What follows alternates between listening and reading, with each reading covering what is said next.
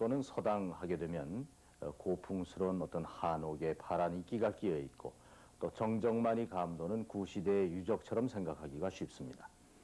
그러나 최첨단 과학 시대를 살아가는 오늘날에도 옛것을 배우고 익히는 그러한 귀한 일은 누군가에 의해서라도 꼭 해야 하는 그런 소중한 일이라고 생각합니다. 그러한 뜻에서 많은 젊은이들과 함께 숙식을 함께 하면서 한문을 또 선현들의 여러 가지 지혜를 가르치고자 노력하는 서당 한 곳을 찾았습니다. 제가 지금 와 있는 이곳은 경기도 남양주군 수동면 지둔리에 있는 태동고전연구소 설립하셨고 지금도 꾸준히 학문에 정진하고 계시는 이 원로 한학자이신 바로 임창순 선생님, 오늘 인생의 오솔길의 주인공입니다. 1914년 5월 30일 충청북도 옥천군 청선면 버파리에서 가난한 농부의 아들로 태어난 청명 임창순 선생.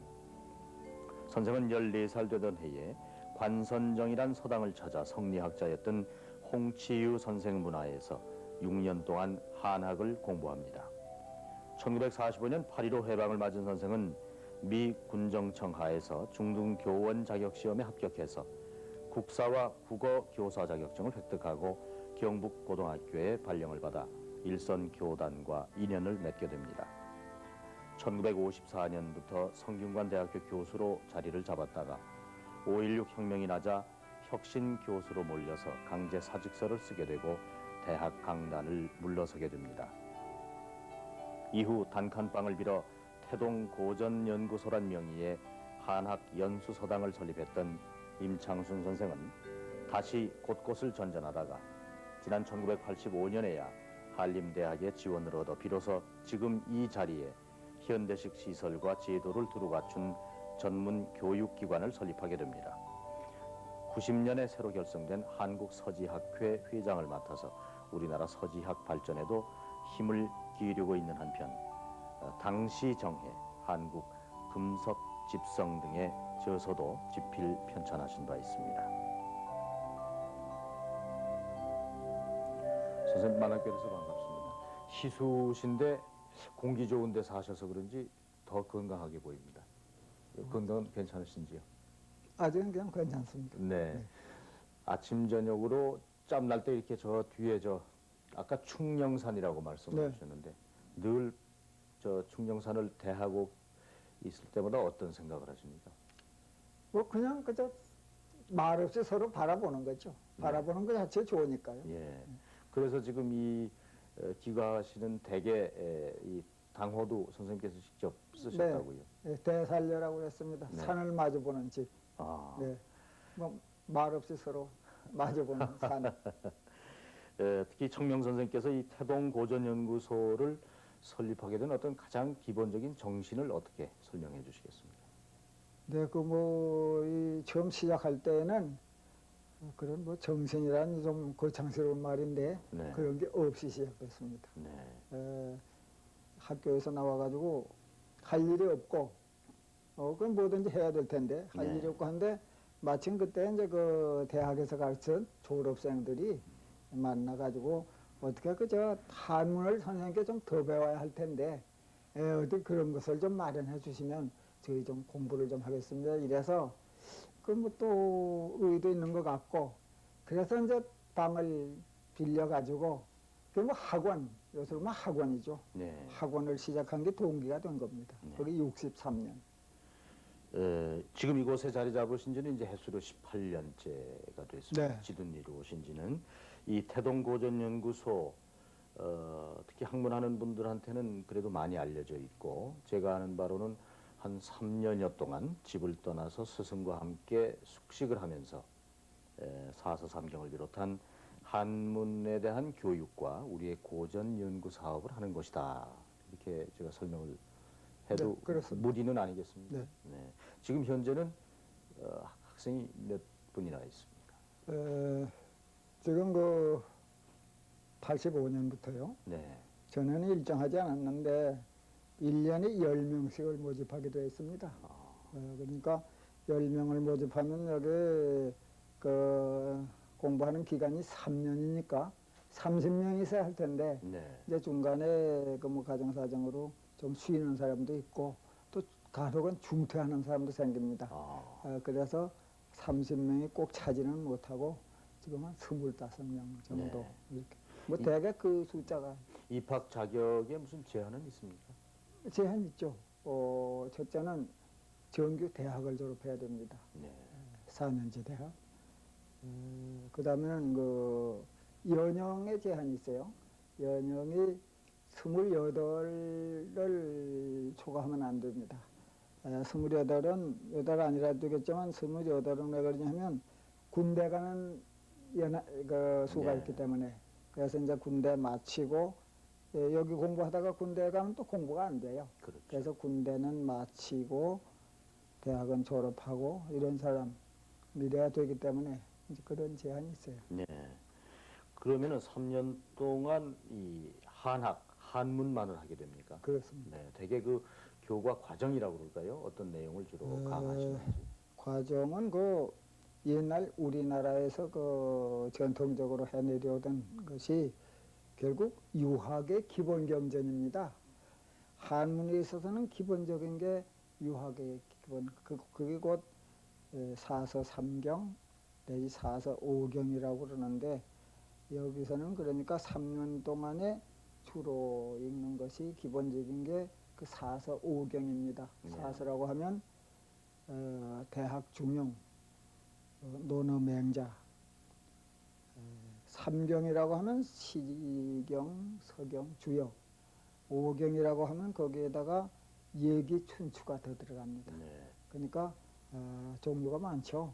이것을 5년, 3년 동안에 집중적으로 공부를 하고 나머지 시간에 또 이제 다른 책들을 또 보죠. 네.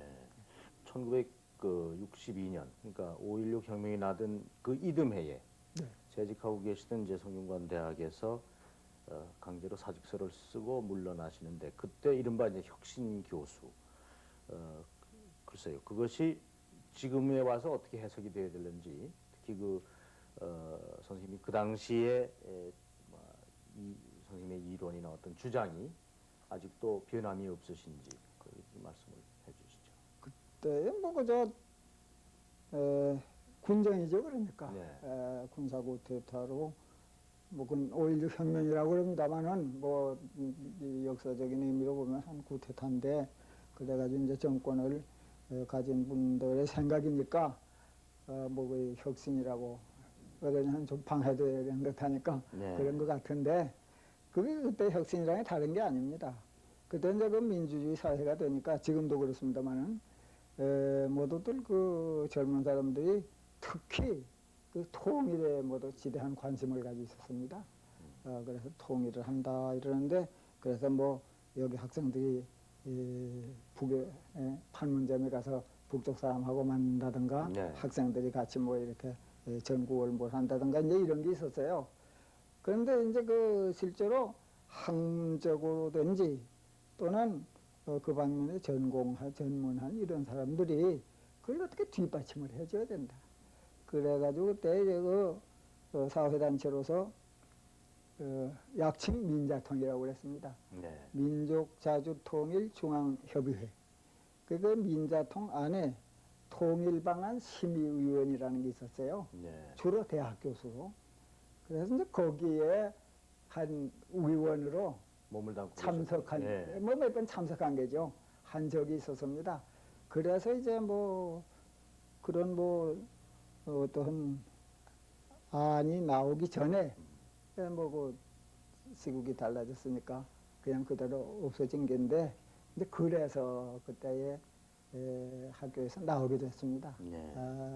뭐 저 무슨 저 기소가 되든지 그렇지는 않았습니다만은 기소될 이런 준비는 다 하고 있다가 거기까지는 갈 필요가 없다 해서 이제 놔준 게인데 그렇다고 해서 학교에서는 있을 수 없다 나오느라 뭐 그렇게 나온 게니까 뭐 지금 내 말을 들어본다 하더라도 다른 분이 듣더라도 뭐 그렇게 무슨 예. 크게 문제된다거나 그런 건 아니겠죠. 지금도 마찬가지입니다. 태어나셔서부터 지금까지 사실 경제적으로 임창수 선생님께서 그렇게 넉넉하거나 유복 행복하거나 뭐 이르지는 않은 것으로 제가 지금 알고 있습니다. 네, 그렇게 살아본 적이 그러면서도 없습니다. 특히 그 태동고전연구소를 처음 만들어서 서울 시내에 그 전셋값이라고 그럽니까? 임대료 내지 못해서 여기저기 옮겨 다니면서도 끊임없이 이 한문, 한학을 해야 되겠다. 물론 제자들의 요청이 있었다 손치더라도 선생님으로서는 그것을 꾸준히 해야 하는 어떤 그 사명감이라 그럴까요? 또는 책임 뭐 이런 것도 있지 않았겠느냐 말이죠. 네, 네, 뭐 그런 뜻에서 있죠. 한문의 필요성 또는 한학이 학문으로서 꼭 존재하는 가장 근본적인 이유를 어떻게 설명해 주시겠습니까? 대학에서 그 맡은 과목이 한국사입니다. 국사입니다. 네, 국사를 가르치면서 이제 그 국사를 하자면 국사의 그 근본 자료를 읽어야 되니까요. 그 네. 이제 학교에서는 그걸 강독이라고 그럽니다. 그래서 이제 좀 몇 시간씩 하고 했지만은 그거 가지고서 그 사료를 제대로 읽을 수 있는 능력을 갖추지 못합니다. 네. 그리고 그뿐 아니라 이제 일반적으로 본다 하더라도 우리나라를 좀 깊이 알아야 되겠고, 그리고 동양, 또 일본도 알아야 되겠고, 이런데 거기에 대한 전인들이 옛날 사람들이 남겨놓은 자료는 전부가 한문으로 되어 있습니다. 그렇죠. 그러니까 그거를 읽지 못하고서는 학문을 제대로 할 수가 없습니다. 그래서 이제 그 젊은 사람들도 공부를 더 하려고 애를 많이 쓰고, 나도 또 이건 꼭 해야 되겠다 이런 것도 있고, 또 그와 비슷한 뭐 관계를 가진 뭐 민족문화 추진회라든지 고전 번역하는 데죠. 이런 데 또 관계를 가지고 있고 한데, 역시 번역을 한다 하더라도 사람이 없어요. 그때만 해도 뭐 나이 먹은 늙은이들이 그걸 참여하고 있는데 할 사람이 별로 없고, 앞으로 단절될. 네. 그러니까 이거 어떻게 가르쳐야 되느냐. 그래서 그 이제 강습소에서 학원이죠. 그게 대동고전연구소라는 이름으로의 학원인데, 거기 하니까 그저 무슨 이 의무가 없는데요. 하다가 그만두면 그러니까 몇 달 하다 그만두는 사람, 그 중에는 간혹 몇 해 해서 실력이 붙은 사람도 있습니다. 그러나 그건 말하기가 어렵고 몇 사람 안 되고, 그래서 이거를 조금 전에도 잠깐 말씀드렸습니다만, 대학 졸업하고서 그냥 와서 이 공부를 하라고 하면 연한을 정해서 네. 그 가정사정이나 여러 가지를 못할 게란 말이에요. 그래서 정부에서 이 사람들을 지원을 해가지고 네. 학비를 대주고 이래서 해야 되겠는데, 그런 걸 좀 계획을 해봤습니다. 그리고 또 서울대학에다가 그런 그 연구원을 두자고 이런 안을 낸 적도 있고요. 근데 그게 잘 안 됐어요. 그래가지고 이제 그 다음에 한 3년 가까이 내가 혼자서, 나는 장학금은 줄 수 없으니까 숙식은 제공했죠. 예. 제공하고, 그러다가 이제 숙식만 제공하니까 또 이 입학률이, 지원율이 좀 부족해요. 그래가지고 나중에 이제 한 달에 그저 많이 못하고 한 5만 원 주는 거로 하고, 이래가지고 한 2회를 내가 끌고 나갔습니다. 뭐 힘이 들었죠. 그러겠죠. 그러다가 그때 이제 그 한림대학이 생긴 지가 오래되지 않지만은 아는 교수들이 거기 많이 가 있고, 예. 또 그 사람들이 나 하는 일을 잘 알고 있고, 또 한림대학 사정도 잘 알고 해서 한림대학 측에다가 이런 것을 우리 학교에서 인수하는 게 좋겠다.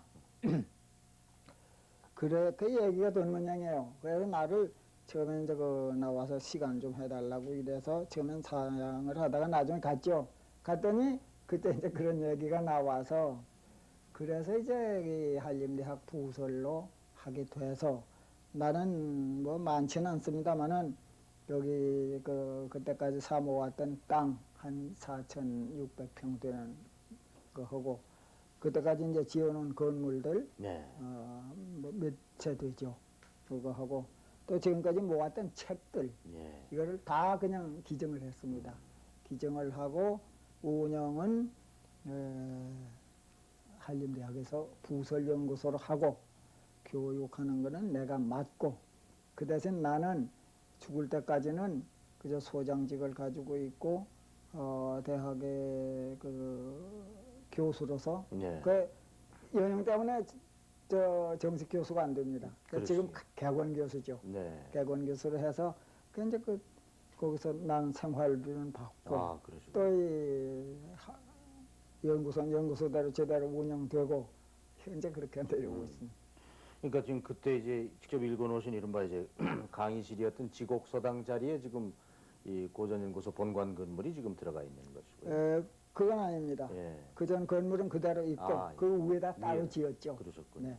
그러니까 지곡정사 머무시던 이제 지곡정사는 그대로 바로 있고요. 지곡정사 위에다가 지은 거죠. 네, 그리고 그- 옛날 서당은 지곡경사 아래에 예, 그 강당이 있습니다. 이제 그게 그때 서당이고. 네. 그리고 이제 한적 이제 한서들 보관했던 도서관이라고 할 수 네, 있는 이제 문장가. 문장가. 네. 그 다음에 또 경전 읽고 토론하던 이제 이 열경로. 열경록. 네. 특히 이제 물이 또 앞에 수동천이 지나간다고 그래서 예. 이 관어정이라 네. 해서 또- 고기 보는 정자. 네. 네, 그런 초정이 하나 있습니다. 그런데 이제 선생님께서 어떻게 보면은요, 이 평생 지나시면서도 속리산 법주사에서 한 20여리 떨어진 이른바 이제 관선정이라고 하는 서당에서 겸산 홍치유 선생님으로부터 6년간 받았던 배움이 네. 선생님 학력의 전부입니다. 어떻게 보면은. 그렇습니다. 예. 네. 그 다음에는 이제 나 혼자 뭐 책 보고 한 거죠. 네.